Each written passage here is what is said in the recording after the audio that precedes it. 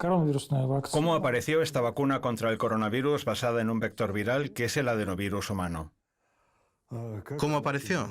Apareció como resultado de que a principios de este año el Ministerio de Sanidad, y somos una institución pública que pertenece por completo al Ministerio de Sanidad, que es nuestro fundador, nos dio la tarea de desarrollar esta vacuna. La desarrollamos bastante rápidamente. Si hablamos desde que recibimos la financiación hasta que la vacuna fue registrada, más concretamente en 5 meses. ¿Cómo logramos hacerlo en un plazo tan corto? La razón principal es que, a lo largo de 25 años o incluso más, en el Instituto de Gamaleya hemos estado desarrollando una plataforma tecnológica a base de la cual luego hicimos esta vacuna. ¿Desde hace 20 años? Unos 25 años, como mínimo.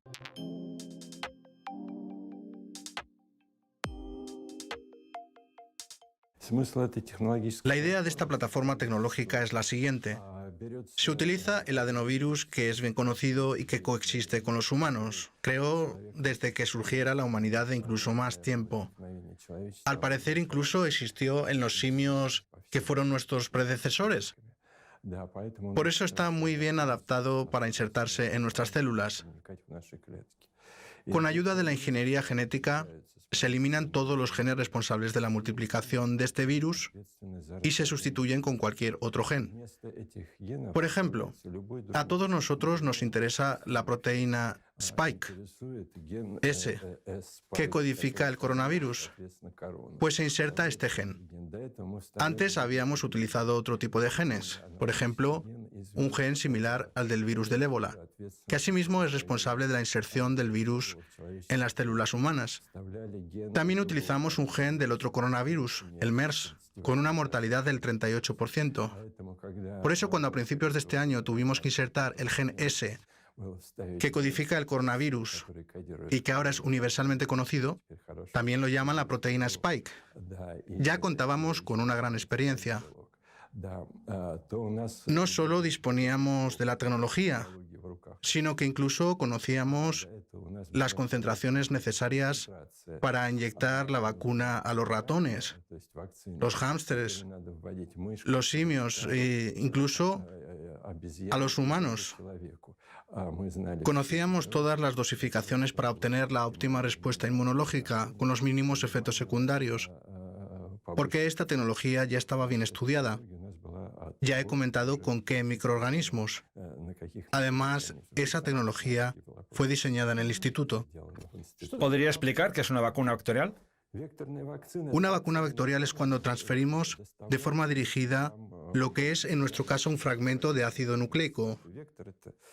Vector quiere decir una transferencia dirigida, y esa transferencia dirigida se lleva a cabo mediante un adenovirus especialmente diseñado. En términos crudos o en términos médicos, es un virus castrado, de 2 virus vivos. ¡Qué bien! Que son el adenovirus y el coronavirus que genera esa enfermedad que ha provocado la pandemia. Nosotros hacemos una partícula no viva, capaz de transferir el gen que necesitamos a nuestras células. Eso es el primer aspecto. Es más, hacemos 2 partículas que no se distinguen en absoluto por su contenido, pero tienen distintas capas superiores. Una tiene la membrana del adenovirus humano 26 y el otro la membrana del adenovirus humano 5. ¿Son adenovirus diferentes? Sí, son virus diferentes. Lo bueno de los adenovirus es... ¿Cuántos son? No los he contado, pero son muchos. Pues mal. Pero pienso que Boris Naroditsky, nuestro compañero, yo tengo 69 años y él 79, si no me equivoco, ha dedicado entre 25 y 30 años a los adenovirus y posiblemente los ha contado. Yo la verdad no lo he hecho. Bueno, son decenas o quizá cientos los que han sido estudiados, pero hay otros que no conocemos. Además, los hay humanos o de los monos, como ya sabemos. Sí, ahora gracias a AstraZeneca.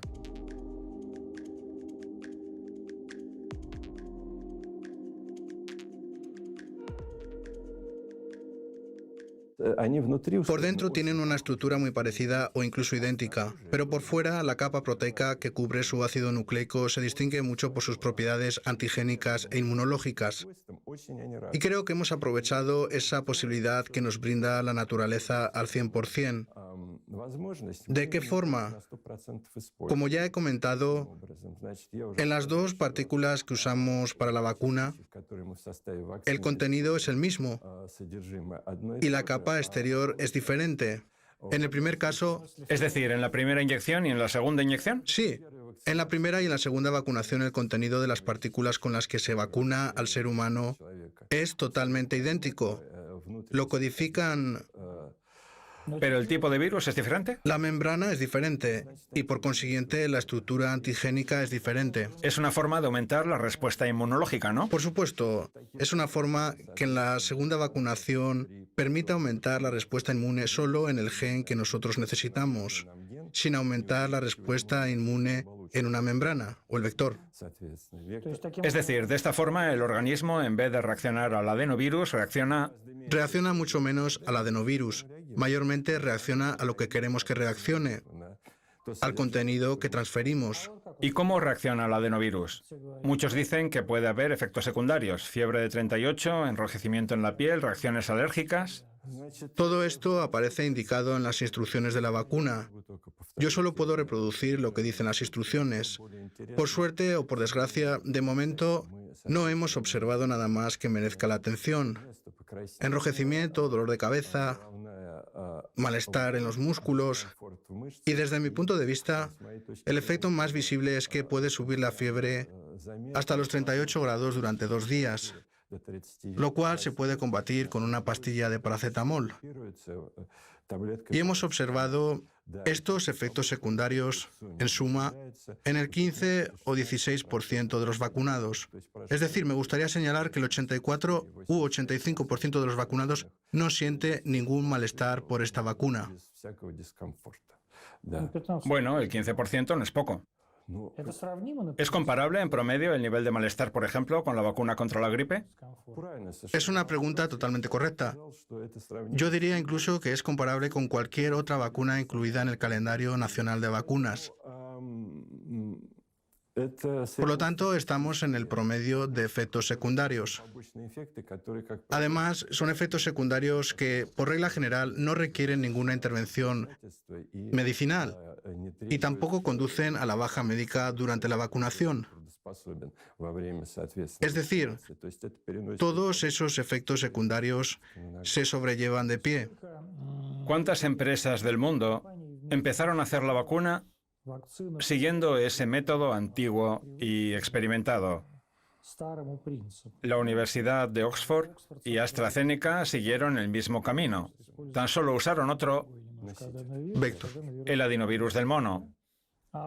¿Por qué todos siguieron este camino, salvo quizá la empresa Pfizer, que utiliza otro método? La base del método utilizado por Moderna, Pfizer, el Instituto Gamaleya con el Sputnik V, Oxford con su AstraZeneca e incluso de la vacuna china, creo que se llama CanSino. Iguales que la suya, ¿no? Sí, estoy de acuerdo. Muy parecidas. Cuesta encontrar diferencias, pero se las cuento enseguida. El caso es que todos los productores que he mencionado utilizan el mismo método fundamental, aunque les cueste creerlo. ¿El vectorial? No, no se precipite. No lo adivinará.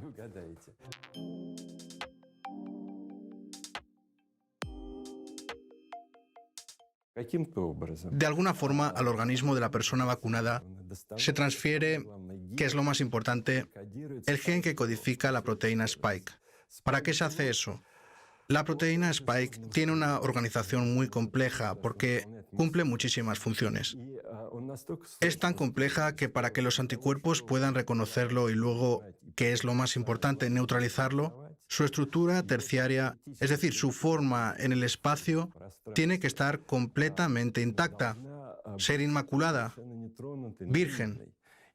Quiero decir que para el sistema inmune, para que empiecen a producirse los anticuerpos neutralizadores del virus, que es el objetivo de la vacuna, la proteína Spike tiene que estar intacta como un jarrón de cristal, es decir, no la podemos dañar.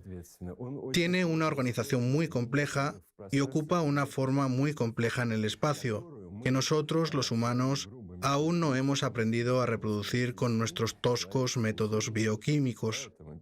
Así pues, para solucionar este problema, se toma el gen original y de una forma u otra, cada uno tiene su forma peculiar de hacerlo, se introduce en nuestras células.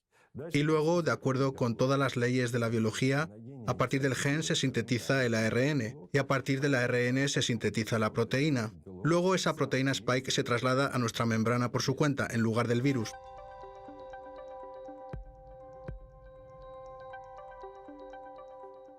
Es decir, ¿la proteína Spike es una especie de simulacro del virus? Sí, totalmente. Nosotros lo engañamos. Hemos engañado a todos. Sí, sí. Hemos engañado al virus, al sistema inmune. Le hemos metido una proteína Spike virgen, pero no como parte del virus. Allí no hay virus. Obviamente el sistema inmune lo percibe como virus y desarrolla unos anticuerpos muy buenos. Obtener anticuerpos en general es muy fácil, pero los anticuerpos que realmente neutralicen el virus, es decir, aquella parte de la proteína Spike con la que se adhiere a nuestras células, eso ya es un arte. Esto se logra transfiriendo el gen necesario a nuestras células.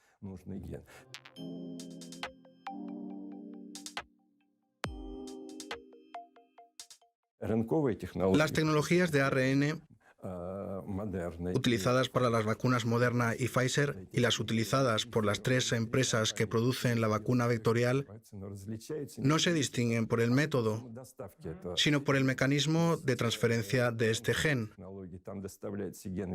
En el caso de las primeras, mediante tecnologías de ARN, se introduce el material genético en forma de ARN recubierto por determinadas nanopartículas lipídicas.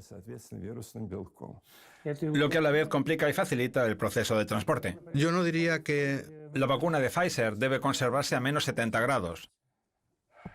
Su vacuna a menos 23 grados, ¿no es así? Actualmente, incluso a menos 18 grados hacemos... Se refiere a la temperatura de transporte de las ampollas. Así es, le contaré un pequeño secreto. Durante 2 meses ya se ha comprobado que la vacuna mantiene de forma íntegra sus propiedades si se mantiene entre 2 y 4 grados, o sea, la temperatura de un refrigerador común. Creo que en un par de meses más, cuando se cumplan 4 meses, ya podremos modificar el certificado de registro para incluir esta información. Que la vacuna no requiere ser almacenada a menos 18 grados, sino que puede conservarse a la temperatura de un refrigerador corriente. Sí, de un refrigerador corriente. No voy a negar que es un logro conjunto del Instituto Gamaleya y de los centros de producción que hemos convocado con el fin de ampliar nuestras tecnologías. ¿A quiénes se refiere? Se trata de 4 centros: Generium, Biocat, Biofarm y R-Pharma. O sea, los principales centros farmacéuticos del país han pasado a producir la vacuna Sputnik V. Lo que se agradece mucho a pesar de... Pero ¿cómo se dice correctamente? Me parece que la primera vez que escuché este nombre fue de su autor, Kirill Dmitriev. Él lo pronuncia, y por ende yo también, como Sputnik V. V como en Victoria.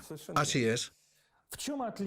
¿Cuál es la diferencia entre esta vacuna y sus dos competidoras más cercanas? Recordemos que al principio se había anunciado que R-Pharm iba a producir la vacuna de AstraZeneca, también conocida como la vacuna de Oxford. ¿Cuál es la diferencia entre la vacuna de AstraZeneca y la del Instituto Gamaleya? Las diferencias entre ellas son pequeñas, aunque significativas. Desde mi punto de vista, Oxford y AstraZeneca siguieron la ruta clásica para desarrollar una vacuna contra patógenos causantes de infecciones aerogénicas, transmisibles por el aire, como la gripe, en primer lugar. Es decir, las que se transmiten por aerosoles. Correcto, llamémoslas así, infecciones transmitidas por aerosoles. Como sabemos, la gripe es una enfermedad estacional. Usar contra la gripe una vacuna de dosis única es aceptable, porque brinda una protección que dura entre 3 y 4 meses, que es justamente el periodo cuando el patógeno de la gripe está más activo y nos afecta. Generalmente en el verano no solemos enfermar de gripe, aun si no estamos vacunados. En cuanto a la COVID-19 y la elaboración de su vacuna, nuestros colegas emplearon todas las reglas utilizadas al producir una vacuna contra la gripe. Personalmente, no estoy muy seguro de cuánto han tomado en cuenta las características epidemiológicas del patógeno de esta enfermedad en particular, por la sencilla razón de que ya sabemos que no se trata de una enfermedad de carácter estacional. Hay que lidiar con ella todo el año. De todos modos, muestra picos estacionales. Es posible que cuando hay temperaturas más bajas se conserve más tiempo en el aire, pero también lo hace en verano y nos afecta en primavera, cuando brilla el sol y cuando no. De todos modos, sin la vacuna, la morbilidad y la incidencia son altas, y la situación epidemiológica ni se diga. Por extraño que suene, nosotros tomamos en cuenta ese aspecto, y por eso, desde el principio, diseñamos una vacuna con el fin de ofrecer una protección no estacional, sino duradera. Para elaborar una vacuna de este tipo, era necesario que, como resultado de la vacunación, se formaran células de memoria inmunológica. Quiere decir inmunidad de células T. Ahí tenemos al padre de ese concepto, Miechnikov. Mechnikov, como el instituto. Sí, Ilya Miechnikov, él descubrió el fagocito, aunque es muy similar. Sí, como todas las células inmunitarias. Sí, correcto. Entonces seguimos la vía que garantizaba que nuestra vacuna generará células de memoria para conferir inmunidad de larga duración. Para ello, la condición necesaria era efectuar la vacunación con 2 dosis, lo que a su vez, como hemos mencionado anteriormente, requería tener 2 vectores heterogéneos, distintos desde el punto de vista inmunológico. En su momento, nuestros colegas no se dieron a la tarea de crear el segundo componente vectorial y probarlo para completar todo el proceso de registro. Entonces, AstraZeneca y Oxford crearon un solo método. Así es. No pudieron crear el segundo. Tienen la capacidad tecnológica para hacerlo, pero les faltó tiempo. Por eso considero una decisión muy acertada que el Fondo Ruso de Inversiones Directas haya acordado con AstraZeneca y Oxford unir esfuerzos para llevar a cabo estudios clínicos de algunos plásmidos híbridos de carácter heterogéneo. Heterogéneo no solo desde el punto de vista inmunológico, sino también por el origen de la vacuna. Uno de los componentes se tomará de Oxford y el segundo es el componente que ya ha pasado todas las pruebas clínicas y que ha mostrado excelentes resultados tanto en el aspecto inmunológico como en el de seguridad y según sus parámetros biotecnológicos, que es el componente de nuestra vacuna. ¿Y para qué usar el componente adenovírico de Oxford y combinarlo con este? ¿Quiere decir que por qué no usamos solo el componente de Sputnik V? Como entenderá, en este caso también hay motivos comerciales. ¿Eso no influirá en la calidad de la vacunación? Pronto realizaremos estudios clínicos conjuntos que quizás permitan responder a las interrogantes de cómo se manifestará esa combinación según los criterios de seguridad, inmunogénesis y protección. Y hay razones para pensar que todo saldrá bien. Lo que puedo concluir hasta el momento es que, como ya hemos empezado, en nuestro país continuaremos usando la Sputnik V. En lo que respecta al resto de Europa, tendrán una mayor variedad de opciones y posibilidades para proteger a su población, ya sea con una u otra vacuna. Sugiere entonces que el resto de Europa podría usar nuestra vacuna, considerando la gran... No descartaría esa posibilidad. En el caso de una combinación como esa, parece bastante real y posible. Diría que ya no quedaría ninguna posibilidad científica, lo que actualmente no existe en general. Pero es que ni siquiera quedarían posibilidades económicas, ni tampoco políticas para rechazar ese fármaco común. ¿Por qué? Si Pfizer llenó el mercado por completo. En el caso de Pfizer, ojalá que le vaya bien, pero si siguen las noticias, La seguimos. hay problemas de los que he hablado en numerosas ocasiones, cuando todavía no sabía los resultados de los ensayos clínicos. Pero ya que sé bastante bien lo que ponen en los libros de inmunología, me imagino lo que pasa cuando se introduce una cantidad grande de ARN en nuestras células.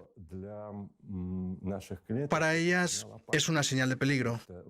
En nuestras células, el ARN libre, si aparece, sin importar si aparece en grandes cantidades o no, está muy cubierto de proteína. Así que todos los sistemas relacionados con la protección, con una protección no específica, con una inflamación, enseguida se activan. En Pfizer lo saben perfectamente, al igual que nosotros, y se esforzaron mucho para modificar el ARN para que no se reconociera por las proteínas protectoras o defensivas, según tengo entendido. Es decir, ¿han inventado una especie de golosina? Sí, una especie de golosina, pero la han endulzado para que no tenga un sabor un poco amargo. Por decirlo suavemente. Así es. Es una elaboración muy interesante. A mí, como científico, me interesa mucho. A mí me parece interesante también porque es conceptualmente diferente por la forma de suministrarla. No estoy seguro de que mis colegas hayan conseguido, Endulzarla lo suficiente. sí, resolver todos los problemas. ¿A qué puede llevar? Desgraciadamente ya lo está haciendo. Los alérgicos ya están presentando... Se trata de un porcentaje pequeño, pero en el caso de cientos de millones, este pequeño porcentaje puede significar decenas de miles de personas, ¿El edema de Quinque? con lo cual puede tratarse de reacciones alérgicas muy fuertes, incluso la paresia. Bueno, la angioedema es una de las graves consecuencias que puede tener una reacción alérgica. Puede tener diversas formas. A ver, hemos hecho la vacuna. ¿A quién se la facilitamos ahora? Conforme a las instrucciones existentes, tenemos el derecho de facilitarla a personas de 18 a 60 años. ¿Por qué no se la facilitamos a quienes realmente la necesitan? Se refiere a la gente mayor, porque se nos dio este permiso durante los ensayos clínicos. Creo que antes de Año Nuevo acabarán los ensayos en personas mayores de 60 años, justamente después de Año Nuevo. En el certificado de registro de la vacuna Sputnik se incluirá de forma oficial el permiso de usarla en personas mayores de 18 años. Sin especificar una edad máxima. Exacto, sin especificarla. ¿Se la ha puesto usted? Sí, me la puse el 30 de marzo, junto con mis compañeros. Es decir, ¿la ha probado usted mismo? Yo sí, ahora tengo 69 años, pero en aquel entonces tenía 68. El 30 de marzo nos la pusimos todos. De momento sigue vivo. Es más, estoy activo, me funciona todo bien. ¿Cuál fue su respuesta inmune? ¿Cuántos anticuerpos inmunes se han generado? Muy buena. Se han generado 1 por 3.000. A lo mejor usted me dirá... Yo no digo nada, solo pregunto. Entonces le contesto, existen diferentes sistemas, diferentes formas de evaluación. El sistema que me resulta comprensible y que usamos en el Instituto Gamaleya es disolver mi sangre, el plasma de la sangre de la persona a la que se le hace la prueba, para determinar los títulos, es decir, se trata de la disolución final en la que el plasma aún funciona neutralizando el virus. Se trata de 1 por 3.200. Es un título muy alto. Corresponde aproximadamente al plasma de la persona que estuvo enferma. Se puede hacer una transfusión y con este plasma proteger a otra persona infectada al 1 por 80. Según todos los indicios, se trata de un plasma muy bueno. Si hace falta, puedo ser donante. Mis anticuerpos, mi plasma que contiene anticuerpos, neutralizarán muy grandes concentraciones del virus si aparece en mi organismo. ¿En cuánto tiempo se elimina? Es una pregunta muy buena. La pregunta principal en relación a todas las vacunas es cuánto tiempo durará la inmunidad. Uno de los indicadores que son fáciles de medir es la presencia de anticuerpos en la sangre. En mi caso, influenciado por los demás, en 8 meses me medí el título de anticuerpos. Resultó ser el mismo. Creo que no es porque la vacuna es una maravilla, sino porque tenía un título inicial muy alto y porque infrinjo las normas y siempre voy sin mascarilla.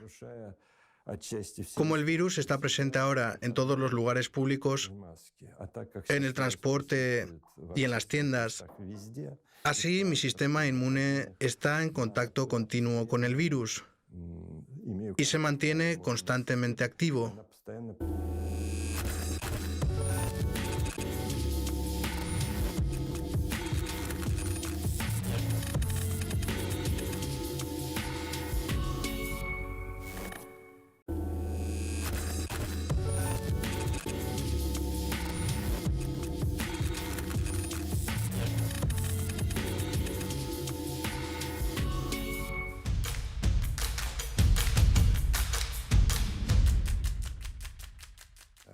Entonces, decimos que a partir de Año Nuevo la vacuna se recomendará para mayores de 18 años.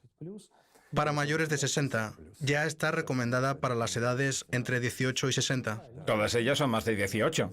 Perdón, tiene razón. En este caso sería lógico preguntar, ¿por qué antes de los 18 años no?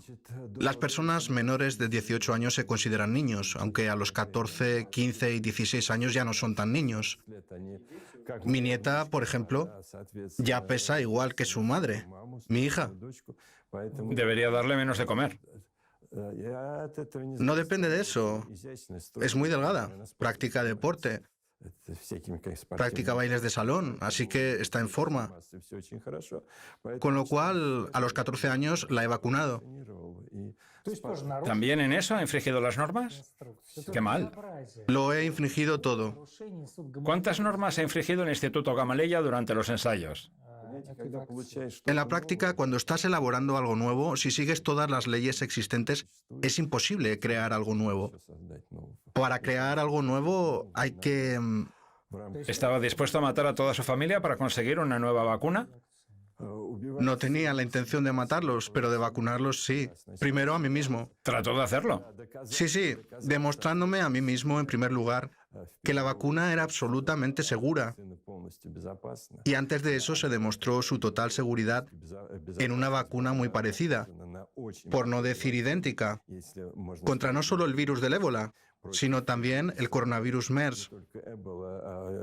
Y fueron 220 compatriotas nuestros quienes realmente se pusieron en riesgo durante las primeras 2 fases de los ensayos clínicos de esa vacuna. Al recibir la vacuna no tuvieron ningún efecto secundario y consiguieron un alto nivel de anticuerpos protectores. Por lo tanto, cuando nosotros creamos la vacuna contra la COVID-19, cambiamos una parte de la vacuna por otra que era un 70 o 75% idéntica a la primera. Por eso entiendo que una persona normal, que no tenga educación específica en ingeniería genética y biología, y no tiene por qué tenerla, la perciba como una vacuna nueva, pero para un profesional no lo es. O sea, que es una modificación de la vacuna. Exactamente, simplemente una pequeña modificación. Por eso lo pudimos hacer tan rápido, en 5 meses. ¿Es que simplemente tuvieron suerte? Como decía mi antecesor, el señor Prozorovsky, tiene suerte el que trabaja duro. Sí, nosotros trabajamos bastante intensamente, pero en parte fue una coincidencia, sí, porque todo el mundo, y Rusia también, se estaba preparando para una pandemia creada no por el coronavirus, sino por la gripe tipo A, la gripe aviaria, con una tasa de mortalidad de las aves del 90 al 100%, que empezaría a propagarse a la población humana. Nos estábamos preparando para eso, y aquí en todo el mundo hay una buena base para hacer el diagnóstico de la gripe. Y existen vacunas que no son universales, pero protegen el organismo humano. Incluso existen fármacos contra la gripe tipo A. Nadie se preparaba para una pandemia de coronavirus. Hay 4 antivirales que son bastante efectivos. Sí, pero nadie previó una pandemia de coronavirus. Por eso la mayor conclusión científica de esta pandemia es que claro que hay que tener fármacos contra algún patógeno en concreto, pero lo más importante para que un país se sienta preparado es que disponga de tecnologías que permitan solucionar todos estos problemas de creación de vacunas, diagnóstico y fármacos. Y estas tecnologías tienen que ser universales y tienen que basarse en investigaciones científicas concretas. De ellas se tienen que encargar unidades específicas y personas concretas. Y esas tecnologías también tienen que ser fáciles de expandir y tienen que existir fábricas concretas capaces de expandirlas. Y todo eso tiene que ser garantizado con recursos materiales. Para la producción. Para la producción real. De modo que esta es la principal conclusión que podemos sacar ahora, un año después. Sí, hablemos de la producción. Ya hemos dicho que toda la industria farmacéutica nacional está manufacturando su vacuna. ¿Cuántas dosis de la vacuna serán fabricadas y cómo en un futuro próximo? En enero, las entidades de las que ya hemos hablado tienen que llegar a producir 5 o 6 millones de dosis al mes, lo que nos permitirá... ¿Sumando todo el país o hablamos de cada entidad en particular? No, 5 entidades juntas podrán fabricar entre 5 y 6 millones de dosis. Y eso que tenemos que vacunar a 100 millones de personas. Sí, 100 millones de personas. Y no he terminado... ¿Esto significa que necesitamos 20 meses? Si vacunamos a 70 u 80 millones de personas para que la inmunidad de grupo empiece a dar efecto como resultado de la inmunización, entonces creo que para finales de noviembre del año que viene habrá vacunado un número necesario de personas para que la inmunidad colectiva dé sus frutos epidemiológicos. Pero no he terminado. Y aparte de eso está el proceso de infección. No he terminado. Si leemos la prensa actual, allí pone que en Skolkovo, Sberbank y R-Farm están construyendo una nueva planta con el dinero del Ayuntamiento de Moscú, o sea, del gobierno de Moscú. Y dicen que toda la maquinaria ya está montada y que a finales de enero ya estará lista esa planta especializada en la fabricación de esta vacuna, con una capacidad de producción de hasta 10 millones de dosis al mes. Quiera Dios que tenga éxito, aunque yo mismo estoy seguro de ello, porque tienen bastante financiación y recursos de organización también. Por eso, desde febrero, a esos 5 o 6 millones se les añadirán unos 10 millones más. O sea, el volumen de la producción se triplicará. Y la estimación de que hasta el final del año que viene habrá suficientes dosis para todo el país es bastante realista. Incluso tendremos la posibilidad de exportarla. Y si existe posibilidad de exportarla, ¿a dónde? Que yo sepa, ahora de eso se ocupa y se ocupará en el futuro el Fondo Ruso de Inversión Directa. Ellos resuelven estos problemas y les ayudamos con la parte metodológica y científica. Según la información que me han pasado, la India es el país actualmente más avanzado en materia de fabricación de la vacuna. Allí en la India, una fábrica ya ha manufacturado nuestra vacuna. Y la semana que viene, o en un futuro próximo, la traerán de India al centro Gamaleya para demostrar la identidad de ese fármaco con el fármaco original que fabricamos nosotros. Digamos que es un control de calidad, un control externo de calidad. Además, hasta donde yo sé, la capacidad de producción de la planta india es enorme, no la voy a especificar. Yo la sé. Las fábricas en la India pueden fabricar 100 millones de dosis. Eso es, usted ha dicho precisamente lo que me contaron a mí y yo tenía miedo de decirlo ahora. Sí, es que estamos hablando de la India. Nunca he estado en la India, por eso no lo sé. Pero sí, he estado en China y he visto sus fábricas construidas para el caso de una pandemia con sus capacidades de producción. No he ido a la India, pero me mencionaron esa cifra respecto a la capacidad de producción de sus plantas. Si realmente ponen en marcha semejante capacidad, solucionarán no solo los problemas de la India. En algún sentido, resolverán también los problemas del sudeste asiático. Sí, del sudeste asiático. Luego está Corea del Sur, donde, según lo que dicen los representantes del fondo que trabajan allí, las cosas también están avanzando de verdad de una manera muy positiva. Y los ensayos clínicos de nuestra vacuna, la Sputnik V, aún se están haciendo en 10 o 12 países bajo los auspicios del fondo. ¿Qué países? Bielorrusia, donde, como sabemos, ya han registrado... Es un país excepcional. Sí, es un país excepcional, en todos los sentidos, porque no nos da igual y porque la vamos a salvar. Como nosotros mismos. Como a nosotros mismos, o puede ser aún más, pero al menos vamos a salvarlos como a nosotros mismos. Sé que además Kazajistán y Uzbekistán son algunos de esos países. Los países de la CEI. No solo los de la CEI. Hungría está muy interesada. Pasaron mucho tiempo aquí en nuestro instituto. Les dimos información detallada y fidedigna de la vacuna desde el punto de vista científico a algunos colegas del Instituto Pasteur. No sé a ciencia cierta qué han decidido hacer con la tercera fase de ensayos clínicos de la vacuna en Francia. Pero no desarrollan la vacuna. Eso es, no la desarrollan. Tienen una vacuna muy eficaz contra, por ejemplo... Tienen muchas vacunas eficaces. Sí, un montón. ¿Sus científicos son brillantes? Sí. El Instituto Pasteur es el instituto más antiguo y prestigioso de vacunas y sueros. Allí fue enterrado Ilya Miechnikov. Es el instituto con las mejores tradiciones para desarrollar vacunas masivas. Sí, la principal vacuna del mundo contra la meningitis es la suya. La vacuna contra la meningitis y no solo. Han desarrollado muchas otras vacunas. Tienen buenas tradiciones. Por eso es muy prestigioso que se hayan interesado. Estamos trabajando con ellos. ¿Qué otros países? Pues he contado... Ah, sí, los países latinoamericanos, Argentina. ¿Cuánto tiempo dura la inmunidad?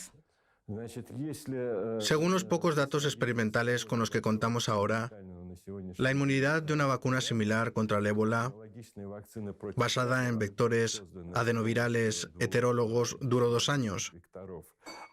Nuestro periodo de observación duró 2 años en África. Es el único periodo de observación que hemos tenido. La inmunidad puede durar más. O menos. O menos, sí, claro. Puede durar menos. Yo no puedo servir de ejemplo del experimento puro, pero ya han pasado 8 meses desde el momento de la vacunación. Lo más importante es investigar mediante experimentos. Ahora no tenemos tiempo, pero tarde o temprano, más bien temprano, los haremos. Le pongo un ejemplo aislado. Cuando algunos conocidos míos decidieron aumentar el nivel de anticuerpos, que había caído en 5, 6 o 7 meses. ¿Se vacunaron de nuevo? Sí, volvieron a vacunarse. Aquí llega el momento de la verdad. Si después de la revacunación el nivel de anticuerpos aumenta en 2 semanas o más, eso significa que no hay células T de memoria y el efecto de la primera vacuna ya ha desaparecido. Si ocurre la segunda respuesta inmunológica, lo que significa es que en un par de días el nivel de anticuerpos alcanza un grado adecuado de protección. 1 por 1600, 1 por 3200. Los ejemplos de algunos conocidos míos muestran que hay inmunidad celular. Sí, es fantástico. Hablemos de la inmunidad de las células T. Sí.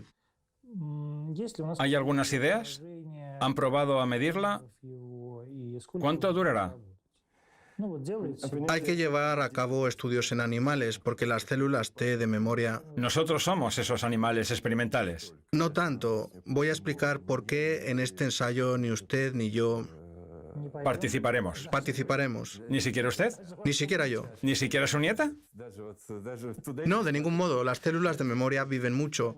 Son de la sangre periférica, de la que podemos tomar muestras de las venas o los dedos. Si hay, las hay un par de meses. Pero las células de memoria se transportan a los principales órganos hematopoyéticos. Por eso, si lo tomamos en serio, este experimento se puede hacer solo en los animales. Nadie nunca... Estirpará el bazo de una persona. Solo una biopsia. No hay que sacar, pero la biopsia del bazo nadie nunca... La hará. Nadie en su sano juicio la haría. Por eso solo hacemos experimentos en los animales. Hay que hacer un experimento separado que sea ampliado y detallado. Por ahora no tenemos tiempo, pero tarde o temprano, mejor temprano, habrá que hacerlo. Algunos de sus oponentes la acusan de no publicar informes sobre la segunda y la tercera fases de los ensayos clínicos de la vacuna. Los empleados y yo mismo no hemos publicado los resultados de la primera y segunda fases en una revista cualquiera, sino en The Lancet, que tiene el índice de citas más alto del mundo, del 61 al 62%, de todas las revistas, Científicas. de las revistas científicas. No voy a revelar el gran secreto, pero dentro de unos días estará listo un artículo en inglés sobre los resultados de la tercera fase. ¿En The Lancet o Science? Casi ha acertado. Cuando acepten el artículo le llamaré y se lo diré. Hasta que no lo acepten no voy a decirlo. Sobre la tercera fase. Sí, en una buena revista con alto factor de impacto, pero que no es tan alto como el de The Lancet. Aún así es alto. Publicarán los resultados de la tercera fase que ha financiado el gobierno de Moscú. Y de hecho toda la logística la ha organizado el Departamento de Salud de Moscú. Sabianin, Rakova, Hripun y otros. Y les estoy muy agradecido. Sí, es un enorme trabajo. Claro, nos ha ayudado el Ministerio de Salud. 40.000 personas. Además, no hemos tenido la misma experiencia. Un estudio de doble ciego, aleatorizado como debe ser. Sí, de doble ciego aleatorizado, como debe de ser, con estadísticas, un número infinito de pruebas, de personas, etc. Ten en cuenta que hemos organizado el estudio en condiciones de pandemia. Las vacunas desde los tiempos de Jenner, que nos observa desde el retrato en el rincón.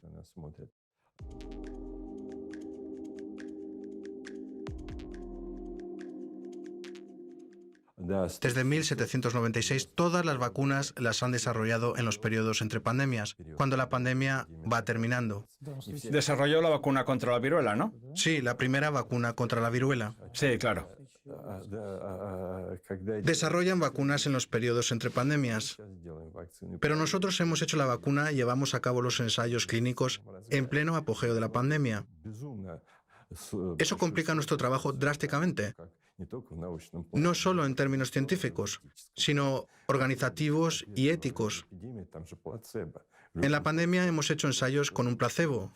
Lo hemos dado a la gente. Organizar esta investigación ha sido un trabajo muy duro para el Departamento de Salud de Moscú. ¿Qué resultados han obtenido? Vemos una protección del 100% con respecto al placebo contra la enfermedad que requiere atención médica. Si en el grupo de los vacunados alguien hubiera sido infectado, habría padecido la enfermedad de forma asintomática o pasaron la enfermedad con síntomas de una gripe leve, con una temperatura de 37,5 grados, congestión nasal, pero sin infecciones pulmonares ni intervención médica alguna. ¿No hubo neumonías bacterianas? En absoluto. Tiene toda la razón. No hubo hospitalizaciones. Nunca recurrimos a equipos médicos. Y en el grupo que recibió el placebo, por desgracia, todo transcurrió según lo previsto. Eso es. Es decir, hubo pacientes graves y muy graves. Pacientes ventilados, muertos. Sí, de todo. Así que, en ese sentido, la protección, la diferencia es muy evidente. Eso es lo que puedo decir. Volvamos al momento en que les pidieron hacer este producto. Vladimir Putin fue uno de sus principales promotores. O por decirlo más exactamente, más bien reclamadores. Yo no lo veo así. Me pareció que tenía un enfoque pragmático. Cuando por fin tuve la insolencia, o mejor, la audacia, de decirle la suma que necesitamos, fue en abril. ¿De qué suma se trata?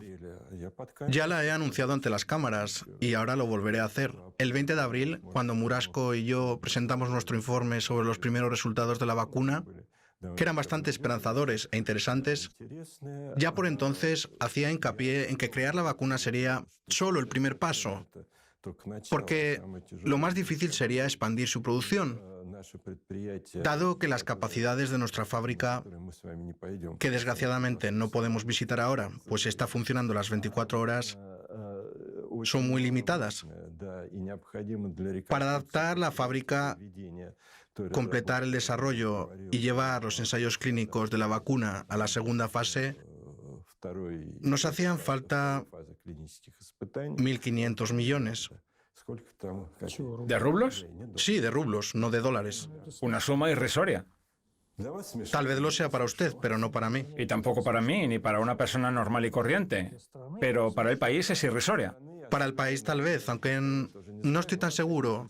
Pero si hablamos de las farmacéuticas occidentales, sí que es irrisoria. En eso estoy de acuerdo con usted. En su caso, se trata de... De decenas de miles de millones de dólares. Sí, sí. Así que fueron 1.500 millones de rublos. Y al cabo de poco más de un mes recibimos la suma exacta en nuestra cuenta del Ministerio de Salud.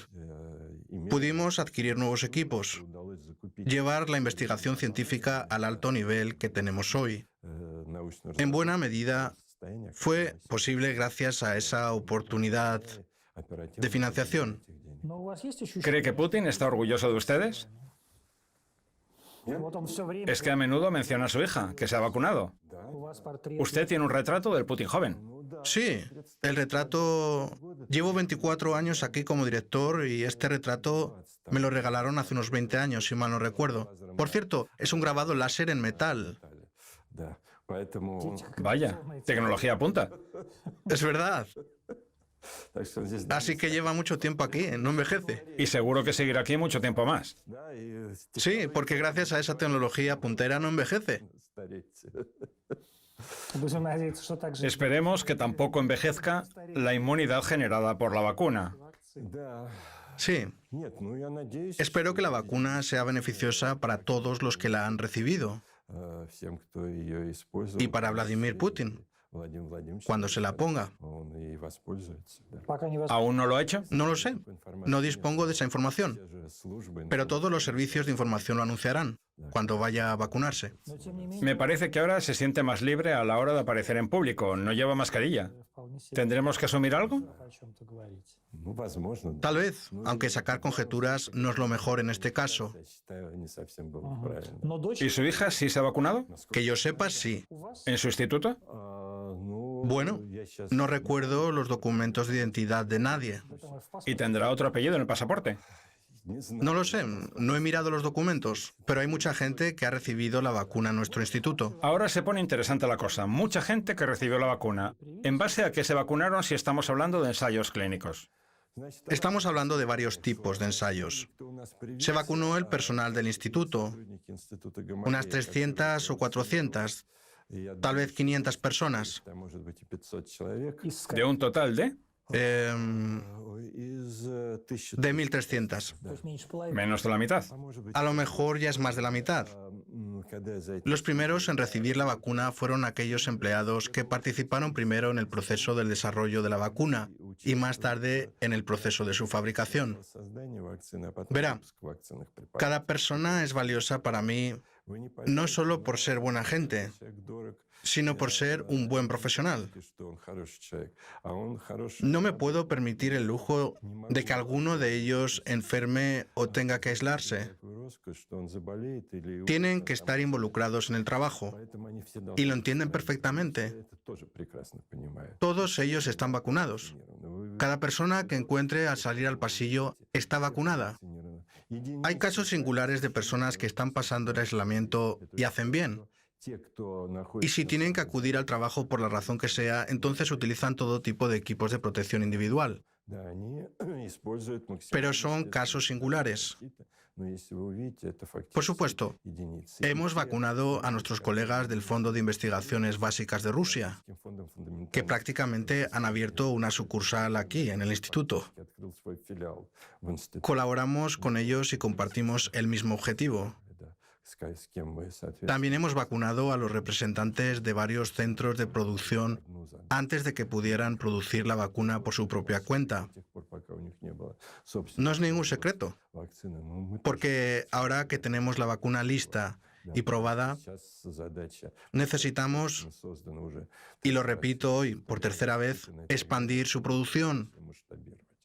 Todos los que participan en este proceso también están vacunados, voluntariamente, por supuesto. ¿Y lo de la prohibición de empinar el codo? Beber demasiado alcohol está prohibido, claro, pero tomar unas cuantas copas de champán tampoco es que le vaya mal al sistema inmune. ¿Pero qué quiere decir con beber demasiado? Unas cuantas copas de champán, ya. ¿Qué tal una botella de tinto en un día?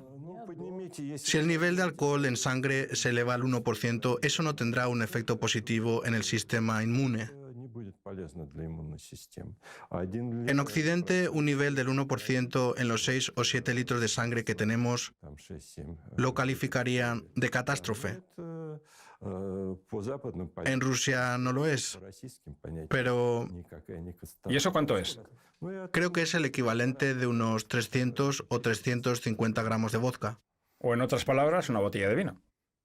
Por ahí, pero el tamaño de la botella también puede variar desde 0,5 hasta 0,75 e incluso hasta 1,5 litros. ¿Con cuántos días de antelación hay que abstenerse del alcohol al vacunarse?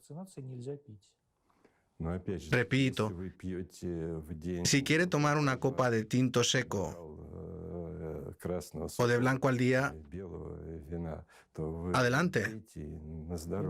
Ya. Pero si se consume unos 1,5 o 2 vasos de whisky o de vodka de 42% a diario, eso sí que puede tener un efecto adverso, y no solo en el sistema inmune, ¿En qué más?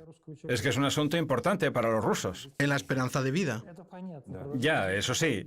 Pero me refiero con respecto a la vacuna específicamente. ¿Qué complicaciones se pueden dar? Una respuesta inmune menos rápida, peor, eso es todo. El sistema inmune funcionará peor. Y el efecto de la vacuna será peor si se consume alcohol en exceso. No es nada extraordinario. Es que en las pautas se dice que entre la primera y la segunda dosis está prohibido todo consumo de alcohol. Está permitido el consumo, a condición de que no sea excesivo. Para que conste, porque a los rusos les quieren asustar con esa prohibición, a lo que contestan, muchas gracias, pero mejor vamos a tomar algo. Tomar sí que se puede, pero no en exceso. Muy bien.